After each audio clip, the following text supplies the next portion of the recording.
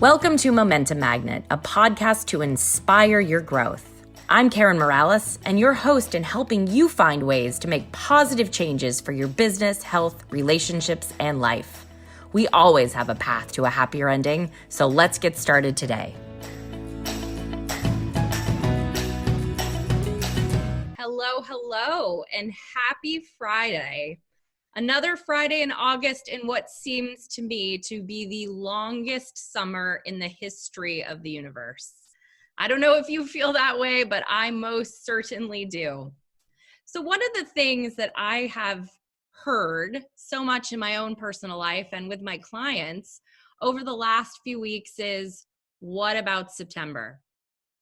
Now, before 2020, August was usually a time when there were quite a few vacations happening in the end of August. But if it's anything for you, like it's been for me, it feels more like people are trying to get everything completed before this impending doom or the chaos, which is September, comes upon us. So today's episode is really dedicated to those of us who parent in any definition of that, school age kids or the college age. And I decided to invite two educators that I know and respect to come talk to us about how are we going to live our best lives this school year. So our first guest today is Dr. A. Addyson Zhang is an entrepreneur who has been featured in Forbes, Pearson Education, and The Today Show. She has two live streaming shows in which she interviews industry leaders on business and education, including such luminaries like Seth Godin. She's an international education leader, and she's here to talk to us about how we can set up our families and ourselves for success this next September and on. So welcome. How are you today? Oh, I'm doing great. Thank you so much for having me on the podcast, Karen. Really honored. Oh, I'm actually so glad you're here. And I'm sure a lot of people are too. So I'm in Massachusetts, and I know you're in Pennsylvania. And everywhere across the country is kind of in a different step of this journey, right? My friends from growing up in California are already in school. The South has been open for a few extra weeks. So can you help us really walk through some of the best practices for rethinking the education and what we're going to do next year, no matter what our focus is? So the place I thought we could start is talk to me about how you think where we are today is kind of changing the fabric of education as we know it. Yeah, totally. What a great question. So just a little bit more information about myself. I taught in the classroom for 10 plus years. I spent almost 2 decades in higher education. I think the century-old education model is broken. And this is before the COVID. And now with COVID, and definitely there are quite a few different issues and challenges on different levels. But at the same time, I think this global pandemic has also accelerated a much needed reform in education. And just like I homeschool my own children, and I also run my own school. And I think now with the social media, with technology, the creative technologies that we have, we can make learning a lot more accessible, a lot more personal, a lot more relevant to our students' interests right now. And I have seen transformations in my own students, my own children, and other educators who know how to leverage technology effectively to make learning more transformative for our students. And technology is something, and especially social media, is something that I use a lot. Like, for example, I don't know if you want examples, like for example, for students who are older, and even if they are homeschooling right now, they can now go back to school. One thing, if they have access to the internet and the Wi-Fi and the computer, one thing that every kid can do is actually starting build their online digital footprint and start building a LinkedIn profile and start practicing digital networking. You mean more than just TikTok dances? You mean Exactly. Amen, okay. sister. Exactly. Yeah. So most students, right, and parents and educators, we know, oh, you always have to network, especially for high school students, college age students, you know, you are looking for interns, you are looking for jobs. But so few people are actually talking about digital networking. And I learned this. Many students, they really struggle with this. And one thing that I coach my students is how to send an email to a stranger that I have never met in person. This is a very important life skill that they don't really learn this from school. So right now, our children are home, learning from home, learning online classes. I think it is a perfect time for them to develop some really important life skills and building their online presence and even launching a podcast, right? Even if my children are young, 8 years old, 9 years old, but they're really into Minecraft, they can easily use Anchor. There are so many tools out there. They can create a podcast, right? And on this podcast, they can practice research skills and digital networking, communication, collaboration, critical thinking, and all those are important. The 4C, communication, collaboration, critical thinking, creativity, those 4Cs are important 21st century skills, and they can do this from home or like from their online classes. And I can share more examples if you want, but I think parents should not be overly concerned and but actually take advantage of what is happening to understand our own children and to try to figure out different and innovative ways that they can make learning more interesting, more relevant, and more transformative compared to the old way of sitting on a chair, going to a class and learn. Learning doesn't have to happen in the classroom. In fact, I believe the best education happens outside the classroom. Wow. All right. Great segue, because there's quite a few things I want to unpack in that very detailed answer. So the first sort of theme that I parsed out of that is this idea that in some ways, agility or transformation and innovation has not hit the traditional education segment as much as it has in so many other markets, right? And I think 100%. for a lot of us, right, who maybe thought of school as something that needed to happen and it took place in that other building, right? When we were faced with what was happening on a day in and day out basis, and when we were looking at what our children were learning in the spring, a lot of us were a little surprised with the lack of, I don't know, just feeling like they were getting those life skills that truly mattered. I mean, I know in my own house, if I measured, one more paper airplane and looked for supplies to create some ridiculous project, I mean, I started saying, no, we're not doing that. I don't care. Like, I don't have time to find 16 different units for you to measure and make a mess in the house. Like, we're good. You know how to measure A to B and we're fine. So in that way, let's spend a few minutes talking about how you really feel that this will forever change our educational systems, understanding that they're large, not agilely developed behemoths that are often the hardest types of organizations to see global change in. Yeah, totally. And I want to go back to what you mentioned earlier, life skills. And today's students are definitely not learning important life skills. Like the example I shared earlier, sending an email. Like my husband, he works with so many interns and they all struggle with sending an email. I was like, wow, you don't ever learn that from school? They don't. But it is such an important life skill, right? And again, research has shown last year, a study came out, 70% of organizations struggle to find qualified college grads who have the necessary hard skills and soft skills to fulfill a particular position. 70%, that is a very high number, right? So like I want parents to realize, right? Like traditionally, so many parents, we outsource our children's education. I send my kid to a school, or maybe better, a private school. But I want to share some numbers with parents. Like for example, do you actually know GPA is actually inversely related to innovation. And so Whoa, many parents. let's stop there for a minute, because I think this is such a fascinating phenomenon. So you're telling me that children that do better in school do not tend to have more breakthrough ideas?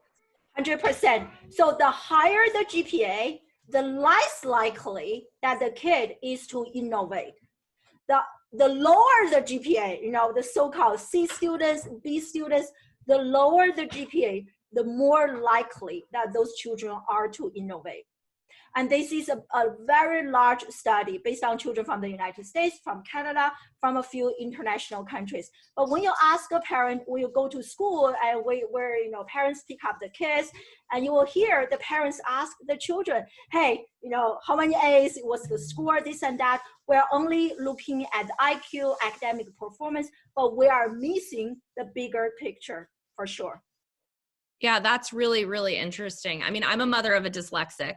So I know this phenomenon really well, that I have a highly intelligent child who does not necessarily meet the norms of the traditional education system. And it can cause a ton of frustration. And I think it takes a lot of foresight and effort to remind these children that that benchmark they're being held up against is one lens. Exactly. And if you want your children to, what is so good, like traditional educational system, we teach our children to obey, to follow orders. So if you want your children to become an employee, to follow orders, okay, then look at GPA. But I don't think that's what most parents want. We want our children to think outside the box, to innovate, to create. So if that is the end goal, stop looking at GPA. Here's another study, very shocking, which is related to creativity. As I mentioned earlier, creativity is one of the 4 important future-ready 21st century skills.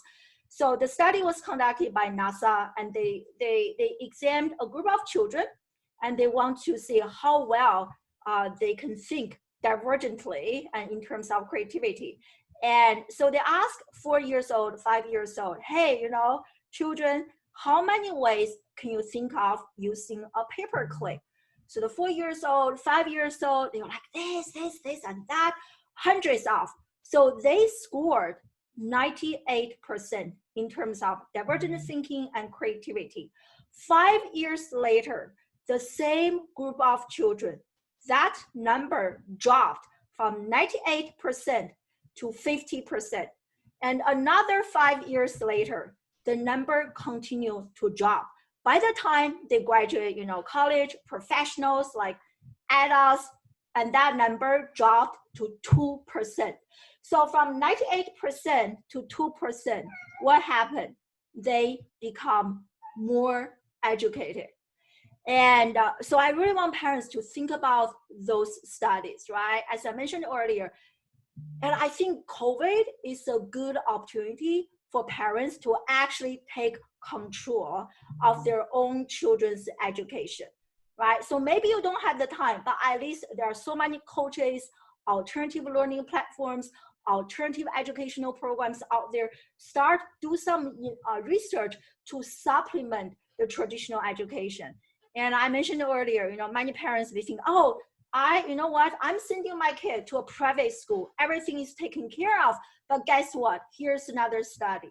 Research has shown that children who go to high-performing schools, they are more likely to have addiction, mental health issues, drug abuse, sexual abuse. They are more likely to have addiction compared to children who are going to an average school.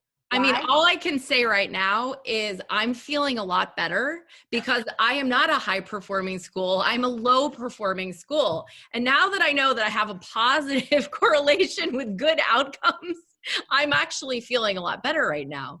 So if we're jumping into some of these life skills, I love what you said. I love you talk about creativity.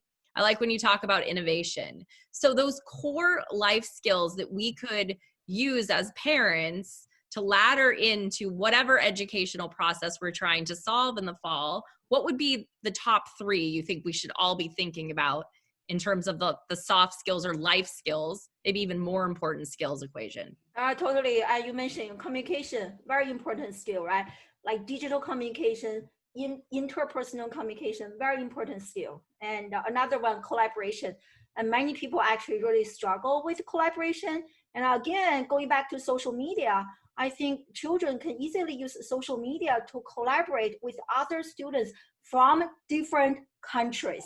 And I think that is a great way. Like that's how I design project for my students. And because now everything's online, we can easily create a global classroom without going to a different country and much more affordable, right?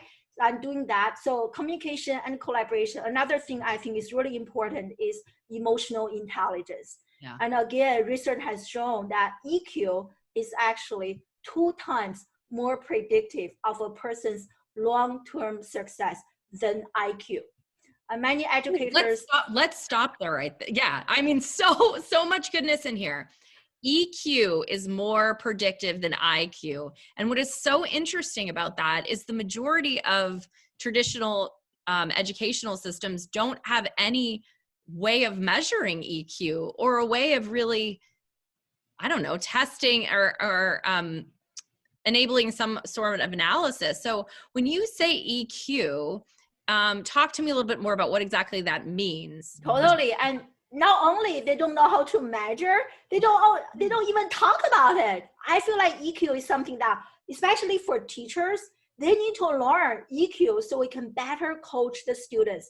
So we're talking about EQ, we're looking at the self and how we are recognizing our own emotion and how we are regulating. So start with recognition, recognizing our own emotion, and then regulating our own emotions. So that's the layer about the self.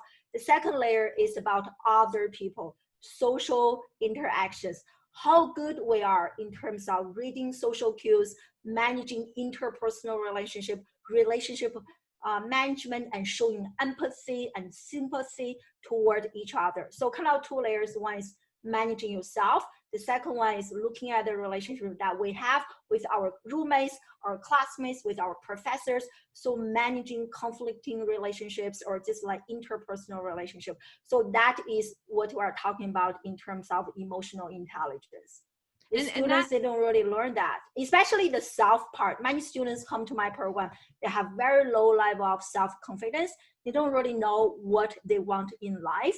They don't really know what they are so good at. They know what they are not good at, which is our educational system. We label our children, right? You are really bad at this. Go to, hire a tutor, like prep classes, this and that. But we don't spend enough time to look at what you are so good at. So the self piece is really missing. Many students, their heart is asleep. Ooh, that's so true. I mean, I think back to my own educational process when I was growing up, right? I was labeled early on in California, you're in this gifted and talented program, right? And I mean, that in and of itself is crazy to think that they were labeling children in elementary school in that way. But the second I was in middle school and high school, I found that math was really hard for me. English was always easy, but math was hard. So I still have a story or a narrative to this day that I'm not good with numbers. Something that I completely would say comes up often as a business owner when I need to hire people to look at things because I don't trust myself. Why I think that plays out is because oftentimes people could limit their options. I mean, I never wanted to go to grad school really because I thought, I can't do those standardized tests. Now, the interesting thing is the educational system is picking up on some of those trends. I mean, there's a theme called Grexit right now where, some of the grad schools are saying, we don't see any correlations between predictability and standardized testing and outcomes in programs, which is probably the beginning of this transformation and this move to softer skills that matter. I mean, I think you as an educator 100%. Myself, I've hired many, many students over the course of my career. And I think a bigger predictor to me than any GPA or any college they went to is their ability to talk to me in a way that denotes they have hustle. They have an internal drive and a sense of standards that is self-regulated, not externally forced. And for me, that is the number one thing that I see in any student as a predictor of a great long-term. Oh, so true. So true. I mean, that's what we say as educators, our children's intrinsic desire to learn.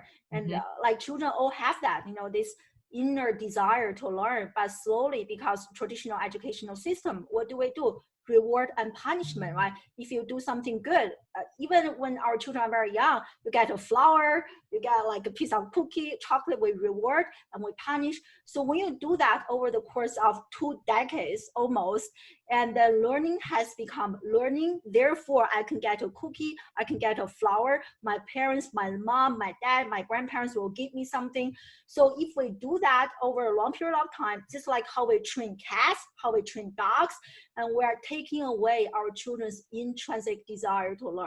So it's very important for parents to stop doing reward and punishment. We all know punishment doesn't work, but doing reward, giving them like $1 here, there, and giving them a cookie, this and that. And if you do that over a period of time, you are really going to slowly take away, with good intention, take away your children's inner desire to learn. And very important to remember that. But to cultivate that intrinsic motivation, 3 factors are developed by Daniel Pink: mastery, autonomy, and purpose. And going back to what I mentioned earlier, learning has to be personal. And ask your children, practice the pedagogy of listening, right? Don't show up as a dictator. You need to learn this. This is our standardized curriculum.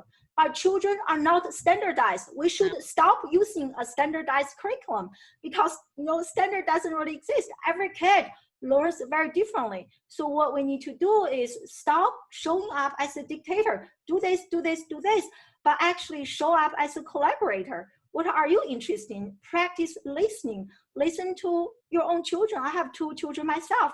They all learn very differently. And can you actually, based on their interests, design like some project for your own children? If you don't have the skill, maybe you can work with a coach or like send them to a different school. Try to figure out ways to make learning more personal, more relevant to your own children, what they want to learn. So you can really cultivate that internal drive to learn and succeed in life. Wow.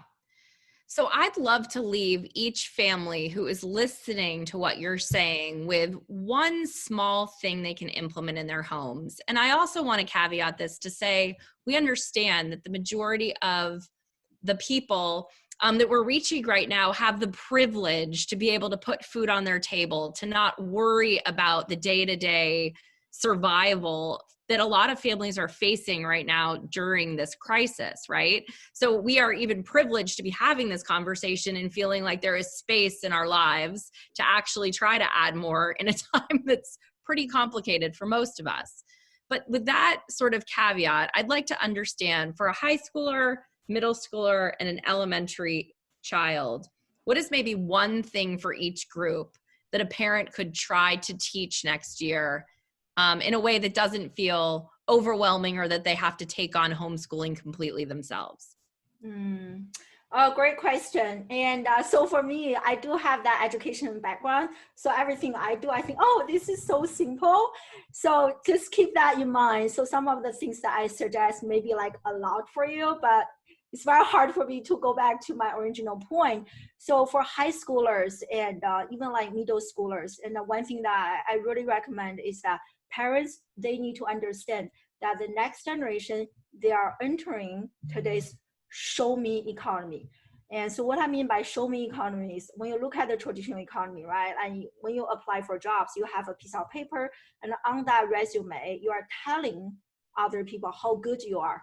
But it doesn't apply to this day and age anymore. So students need to understand how they can show others how good they are in a holistic manner, okay? When I hire people to work for me, I look at their social media, I look at the projects, I look at their digital portfolio.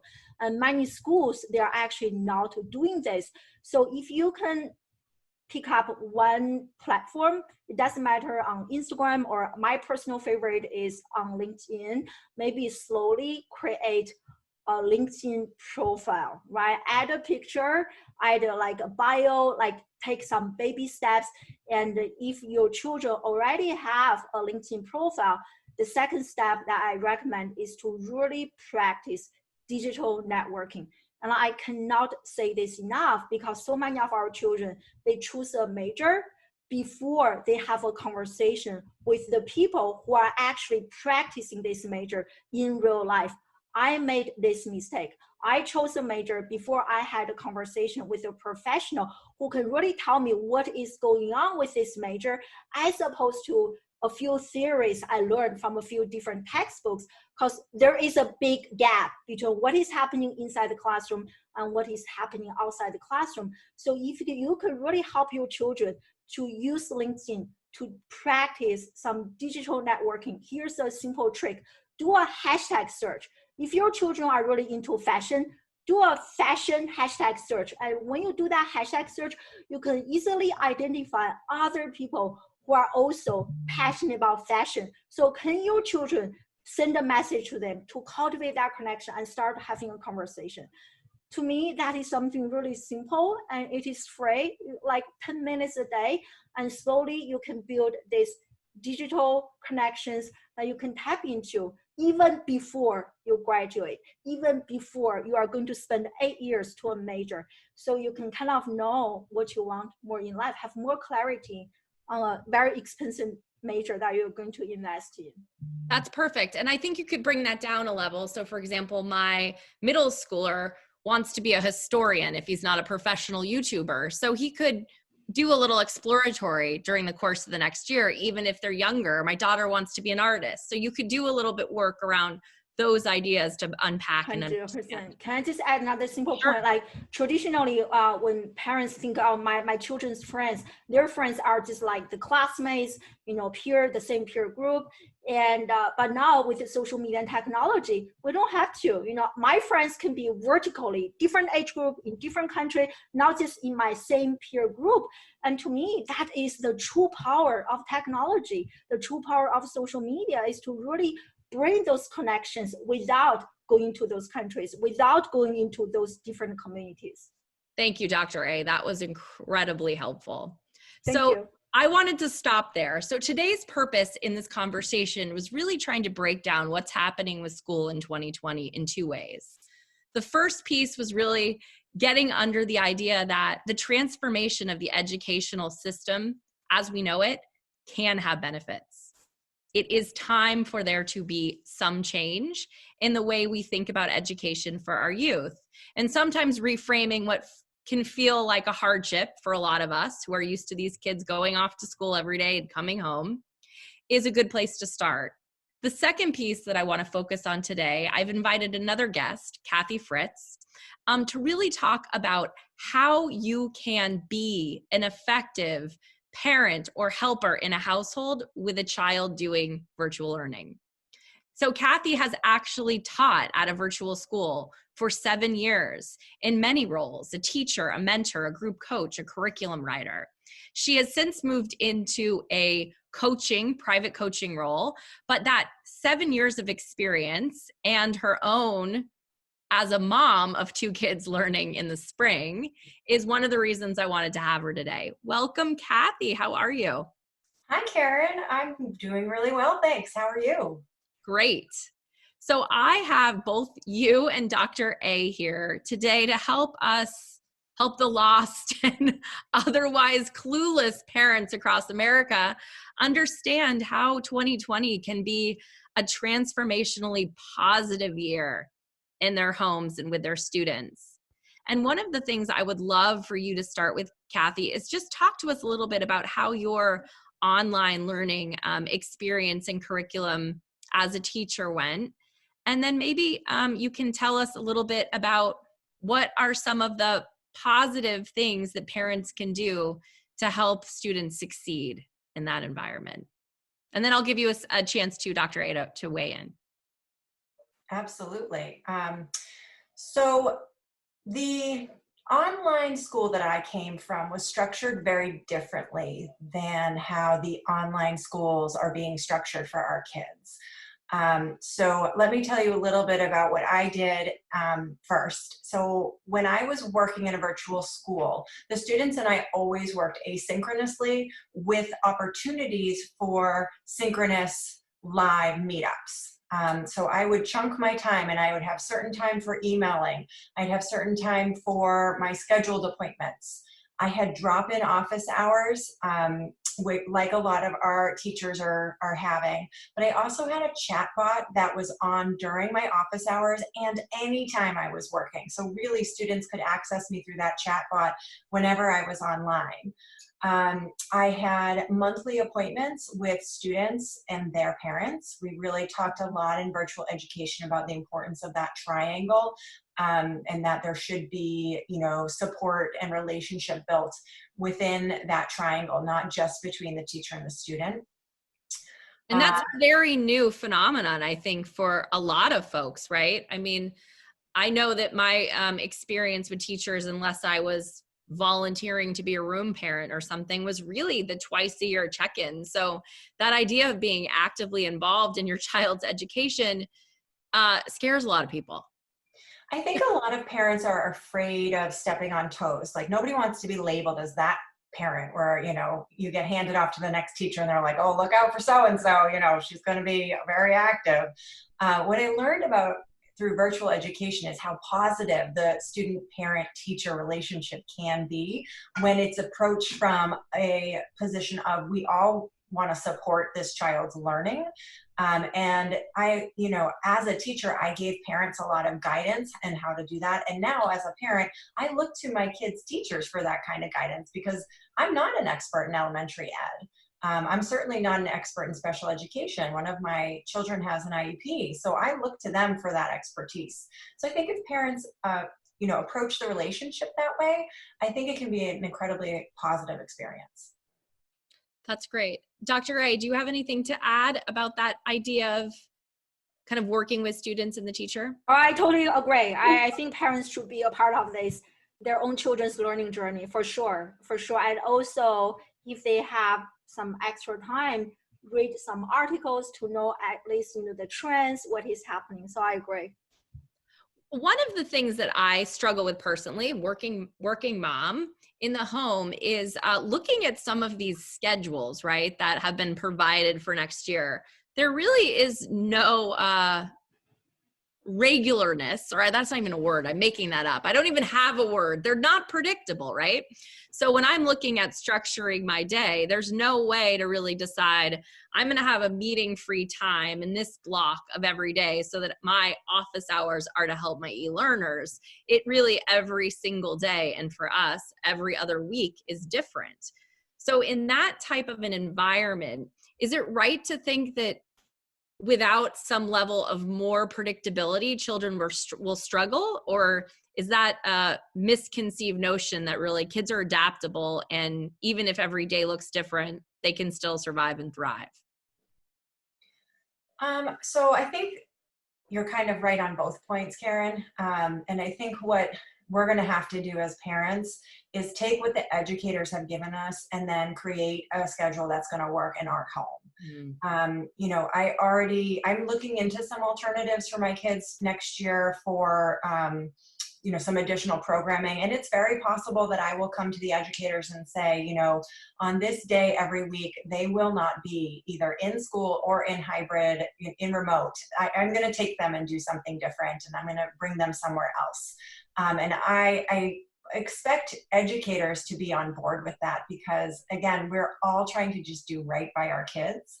And so I think, again, the important thing is to create the schedule, the routine that's going to work for your kids and for you. This is very much a new experience in that with all of us in the home together, we have to create a schedule for every member of the family that's going to work as best as possible. I've heard that idea from both of you, and I think that's a really good way to remind us. I know as a business coach and a marketing coach myself, I always talk about taking some of the frameworks, right, and then personalizing it to your business and your situation. And that's what I'm hearing about teaching. It's logical. It makes a lot of sense. Dr. A, you currently homeschool your children. They're different ages. Can you talk a little bit about what a typical day looks like in your house, or is there one?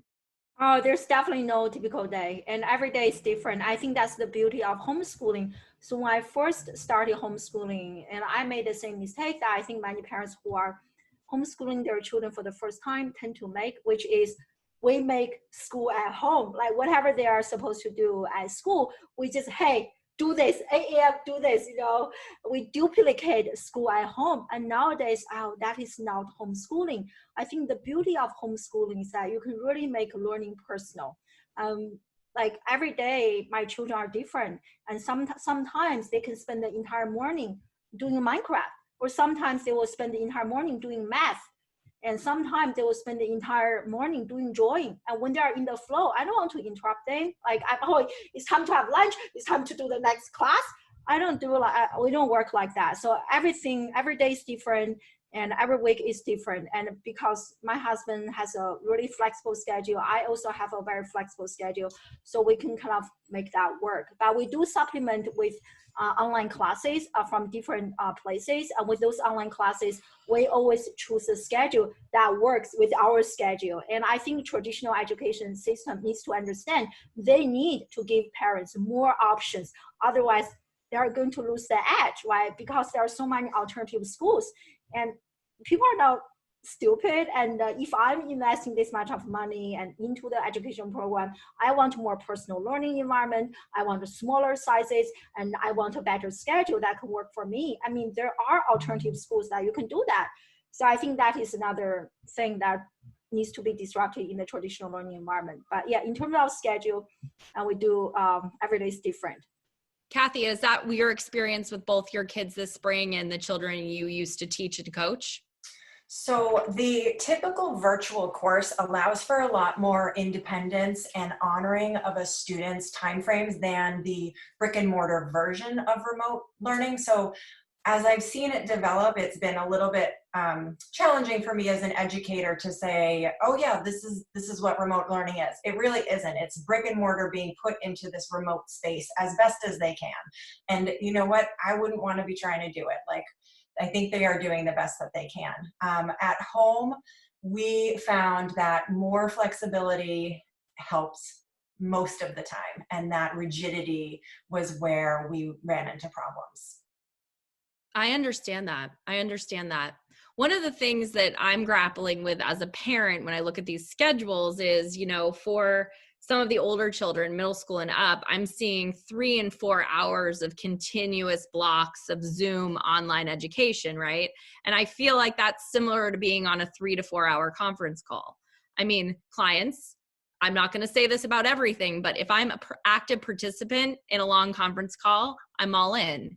If I'm a passenger on a 2 to 3 hour conference call, you're losing my attention, most likely. Takes a lot to keep it peaked. So I think with children, that's going to be even more of a challenge. So what are some of your tips? I like what you said, Kathy, about telling educators perhaps that due to the crisis that we're in, you're going to tweak some of those things. Like maybe you're not going to require your child to sit for 3 full hours getting spoken at, and instead you're going to push for things like they will take away the core idea, we will work on it, and they will follow back up with questions. Can either of you speak to how some of us could deal with those interesting challenges in some of the public education systems? So I definitely will be, building breaks into the day. And if that means that they have to leave a little early from a Zoom meeting or go a little late to a Zoom meeting, that's what we will do. Their social emotional health is more important to me than their academic progress. And I will modify as I see fit to make sure that that remains the priority. And that's beautiful, because Dr. A gave us some really good stats about that earlier, that GPA is not the greatest predictor of outcomes, right? Really, it's emotional intelligence, and it's more of those soft skills and understanding your sense of self and your relationship to others. So you guys are both in lockstep on those recommendations. Dr. A, what do you think of I think it's brutal to sit through a 3-hour Zoom session. I love learning and I can't do that, especially for younger children, like boys. My son told me the other day I interviewed on my podcast, and he said traditional school doesn't work for him because when he's doing his work, he loves to walk around, he loves to play music. He said he can't do that, sitting on a chair. The teacher will tell him, like he can't really focus. So we do breaks, and for me, because we kind of schedule his class with breaks in between, so he doesn't have to do that. But I think for kids who are going through a traditional school curriculum, definitely, skip a class, take a break, because just because you are sitting in front of a computer, it does not mean that you are actually learning. And I dealt with that for so many years in my higher education classroom. I had the physical body of every single student, but mentally they were like somewhere else. So I think the same thing can definitely happen on the Zoom room. So we want to look at the quality of their learning experience as opposed to the quantity, how many hours they are in front of the computer. I don't think that is a good measurement of, transformational learning.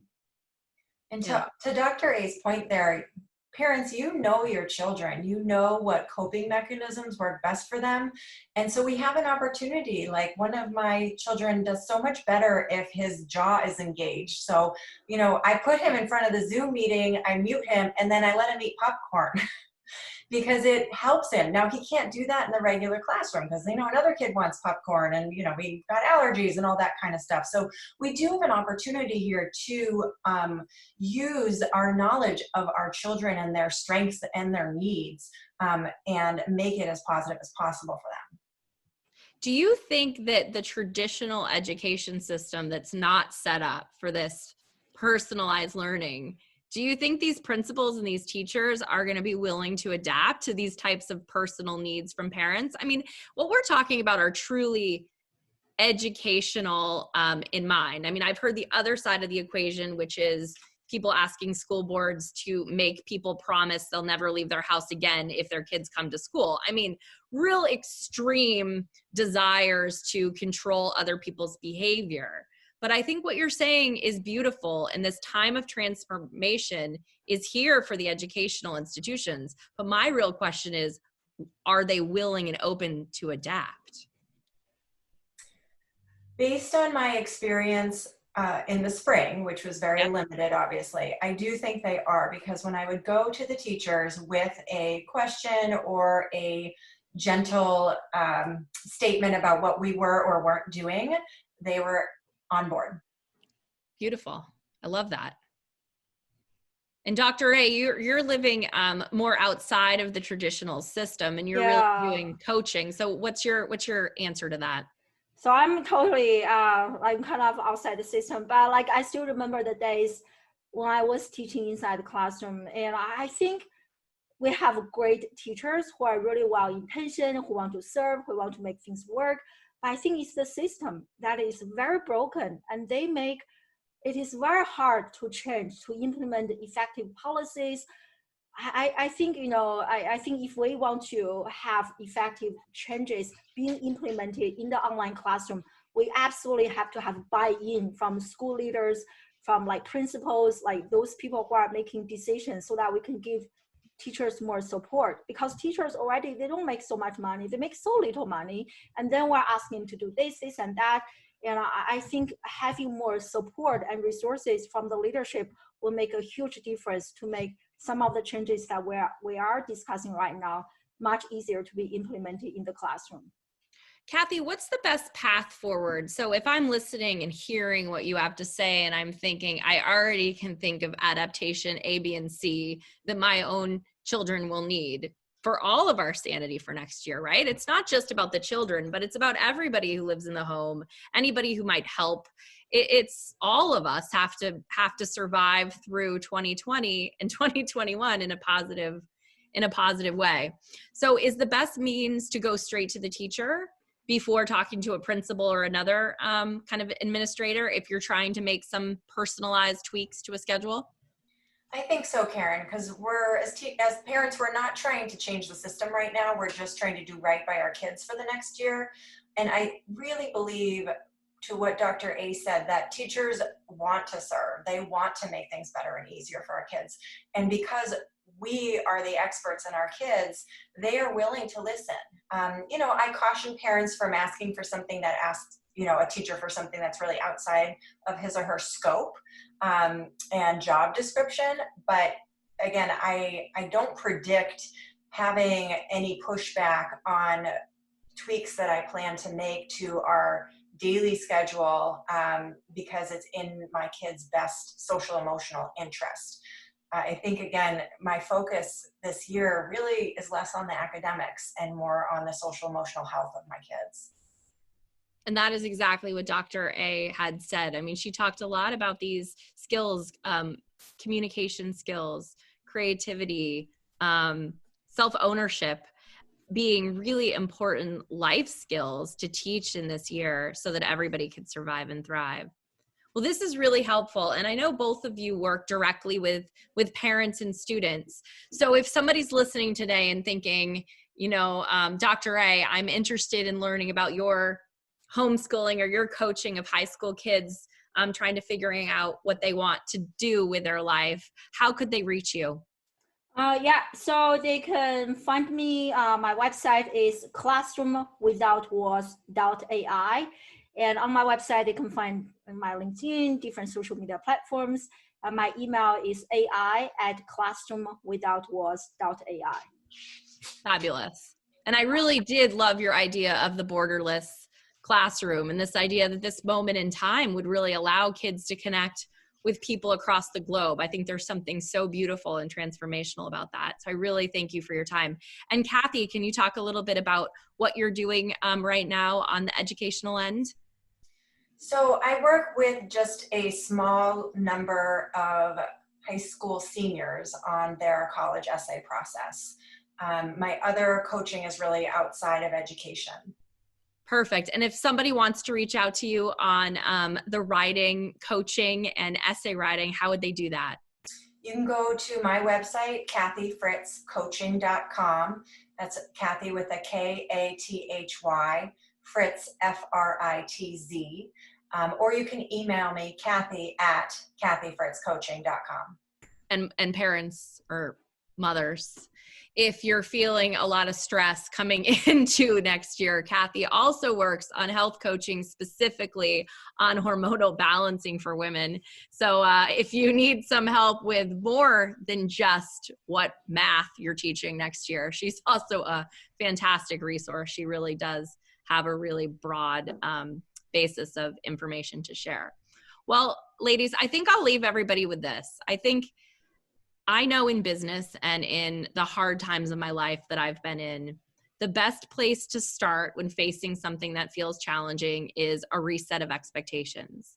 And I know I sat down with my kids a few nights ago over dinner, and I said, when we're looking at 2020 to 2021, what's going to make you feel great for that year? And we really did kind of a visioning exercise to talk about what are the ways and we want to feel, and what are the things that we want to walk away from feeling like wins. And nothing was really about getting certain grades or learning a particular sense of curriculum.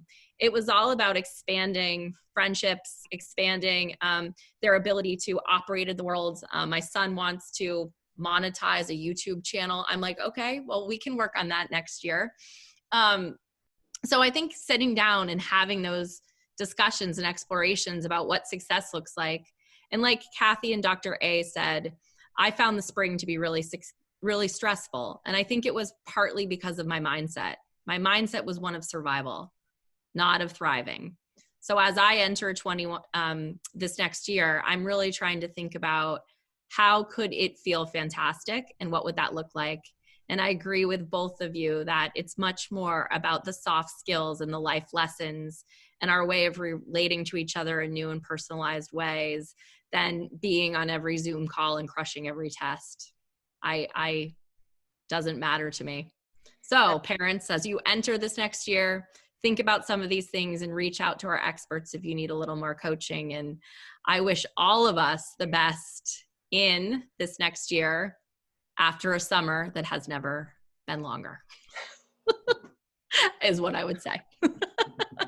So thanks, ladies, and best of luck. I can't wait to catch up with you maybe in the winter, and we can talk about some lessons learned and what happens for semester 2.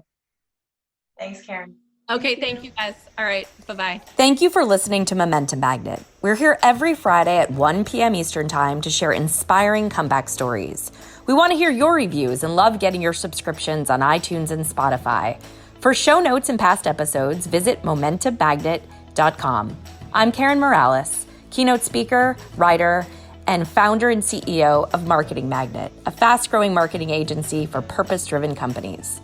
Whether you are a business needing an agency or if you are looking for weekly tips to get ahead, sign up at marketing-magnet.com to receive our weekly inspiration on getting more in your life and business.